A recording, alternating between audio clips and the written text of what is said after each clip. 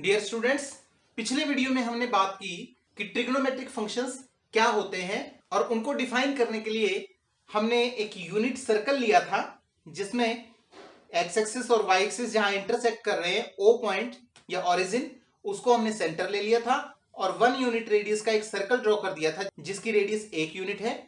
और हमने इस सर्कल के ऊपर यहां एक पी पॉइंट लिया था जिसके कोऑर्डिनेट्स ए और बी हैं, जो कि वेरिएबल हैं, फिक्स नहीं है। और ये एंगल हमने लिया था x रेडियन का एंगल। चाहे आप यूं कह लीजिए कि x यूनिट लेंथ की एक आर्क लगाई, उस आर्क की वजह से यहां पर x रेडियन का एंगल बन गया, या आप डायरेक्टली इस एंगल को x रेडियन मान लीजिए। फिर हमने इसमें बात की कि जैसे ये OM है ये A हो गया और PM जो है वो B हो गया अकॉर्डिंग टू दिस पॉइंट। इस राइट ट्रायंगल के साथ हमने कैलकुलेशन करके देखा कि sin x की वैल्यू B और cos x की वैल्यू A आ रही है। B और A का अर्थ है कि sin x तो इस पॉइंट का y कोऑर्डिनेट है और cos x जो है वो A यानी कि इसका x कोऑर्डिनेट है। अब हम अगला जो कंसेप्ट इस फिगर के माध्यम से सीखने जा रहे हैं वो है trigonometric ratios of negative angles. Negative angles के ट्रिग्नोमेट्रिक रेशियोज कैसे निकाले जाए। तो उससे पहले देखिए नेगेटिव एंगल का अर्थ क्या है कि जब हम किसी एंगल को क्लॉकवाइज डायरेक्शन में घुमाते हैं, क्लॉकवाइज का अर्थ इस प्रकार से उसको रोटेट करते हैं तो वो नेगेटिव एंगल ट्रेस करता है। तो यहां मेरे पास ये एक्स रेडियन का पॉजिटिव एंगल पड़ा है। अगर मैं इसी फिगर के अंदर नेगेटिव एक्स या माइनस एक्स रेडियन का एंगल बनाना चाहूं तो मैं क्या करूंगा, इस लाइन को यहां से उठाकर और मैं क्लॉकवाइज डायरेक्शन में रोटेट करूंगा। जितना ऊपर रोटेट किया गया है उतना ही हम इसको नीचे रोटेट करेंगे इस प्रकार से, तो ये एंगल बनेगा यहां माइनस एक्स रेडियन का, राइट। क्योंकि ऊपर घुमाया तो एक्स पॉजिटिव और नीचे क्लॉकवाइज डायरेक्शन में उसी लाइन को घुमाएंगे या रोटेट करेंगे तो वो हो जाएगा माइनस एक्स। अब ये जो पॉइंट है इसको मैं Q नाम दे देता हूं और इस पॉइंट के कोऑर्डिनेट्स देखिए क्या होंगे। आप इस M और Q को ज्वाइन कीजिए, आप देखेंगे कि ये ट्रायंगल और ये ट्रायंगल कॉन्ग्रुएंट है। कॉन्ग्रुएंट क्यों है, देखिए इनमें ये कॉमन साइड है, ये एंगल इस एंगल के इक्वल है। हालांकि ट्रिग्नोमेट्री की लैंग्वेज में ये x है और ये माइनस एक्स है, दोनों डिफरेंट है, लेकिन मेजरमेंट जो है वो जितने डिग्री इसका है उतने ही डिग्री इसका है। तो ये एंगल इसके इक्वल, ये साइड इक्वल होगी। और तीसरा ये साइड और ये साइड इक्वल है क्योंकि ये भी रेडियस है 1 यूनिट, ये भी रेडियस है 1 यूनिट। तो साइड एंगल साइड रूल से दोनों ट्रायंगल्स कॉन्ग्रुएंट हो गई। कॉन्ग्रुएंट हो गई तो ये 90 का है, मींस ये एंगल भी 90 डिग्री का हो जाएगा। ये 90 है तो ये भी 90 हो गया। अब आप देखिए कि ये A है तो इस पॉइंट का x कोऑर्डिनेट A हो गया, और क्योंकि ये B है तो इसकी लेंथ भी B हो गई। इस वजह से इसका जो y कोऑर्डिनेट है वो माइनस B हो जाएगा क्योंकि x एक्सिस से नीचे ये पॉइंट लाई कर रहा है, x एक्सिस से नीचे पड़ा है। तो इस पॉइंट के x और y कोऑर्डिनेट आप समझ गए, A और माइनस B होंगे।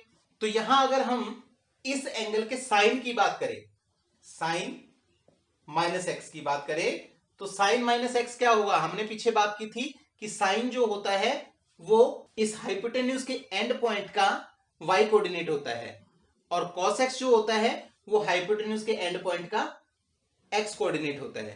तो यहां पर जो हाइपोटेन्यूज है वो नीचे वाला है क्योंकि हम इस ट्रायंगल को लेके चल रहे हैं, ट्रायंगल OMQ को, जिसमें ये एंगल माइनस एक्स का है। तो हाइपोटेन्यूज का एंड पॉइंट क्या हुआ, A और माइनस B। अब इसका y कोऑर्डिनेट देखिए माइनस B है तो साइन माइनस एक्स जो है वो माइनस B हो गया, और cos माइनस एक्स करेंगे तो वो हो जाएगा x कोऑर्डिनेट मतलब A। अब ये जो माइनस B है ये क्या हुआ, यहां से देखिए माइनस B का मतलब है माइनस साइन एक्स, क्योंकि B जो है वो साइन एक्स के इक्वल है और A जो है वो cos x के इक्वल है। तो हमारे पास यहां दो रिजल्ट्स आ गए कि साइन माइनस एक्स करना है तो इसके लिए आप माइनस साइन एक्स करेंगे और cos माइनस एक्स जो है वो cos x के इक्वल होगा। ये नेगेटिव एंगल्स के दो ट्रिग्नोमेट्रिक रेशियोज की हमने बात कर ली कि साइन माइनस एक्स और cos माइनस एक्स क्या होगा। जैसे आपसे पूछ लिया जाए कि साइन माइनस 30 डिग्री बताइए क्या होगा, तो आप क्या करेंगे, इस माइनस को इधर ले आएंगे, देखिए यहां ये माइनस बाहर निकल के यहां आ रहा है, तो माइनस साइन 30 डिग्री हो जाएगा। माइनस साइन 30 हमें मालूम है कि 1/2 होता है। इसी प्रकार से कॉस माइनस 45 डिग्री पूछ लिया जाए तो आप क्या करेंगे, कॉस माइनस एक्स है तो ये माइनस उड़ जाएगा, गायब हो जाएगा, यहां से कॉस एक्स रह जाएगा, that is cos 45 degree. Cos 45 1/√2 हो गया। तो इस तरह से आप नेगेटिव एंगल्स के ट्रिग्नोमेट्रिक रेशियोज निकाल सकते हैं। अब फिर वही बात आप कहेंगे कि साइन और कॉस तो निकाल लिए जी, tangent x, cosecant x, cot x, cosecant x, secant x वगैरह वो कहां से आएंगे? तो उनके लिए कुछ भी नहीं करना आपने। टेन माइनस एक्स के लिए क्या करेंगे आप, साइन माइनस एक्स को कॉस माइनस एक्स से डिवाइड कर देंगे, क्योंकि टेन जो है वो साइन डिवाइडेड बाय कॉस होता है। तो जब आप साइन माइनस एक्स को कॉस माइनस एक्स से डिवाइड करेंगे तो क्या होगा, minus sine x upon cos x, ये हो जाएगा आपका माइनस 10x, राइट।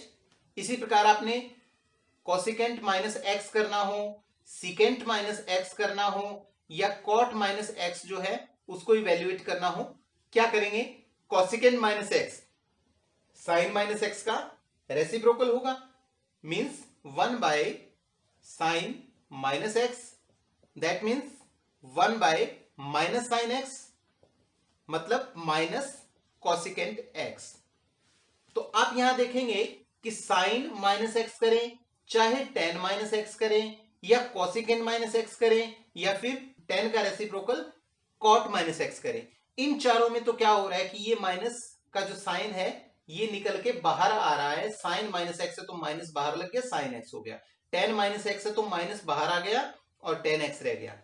इसी प्रकार से कोसिकेंट और कॉट में हो जाएगा।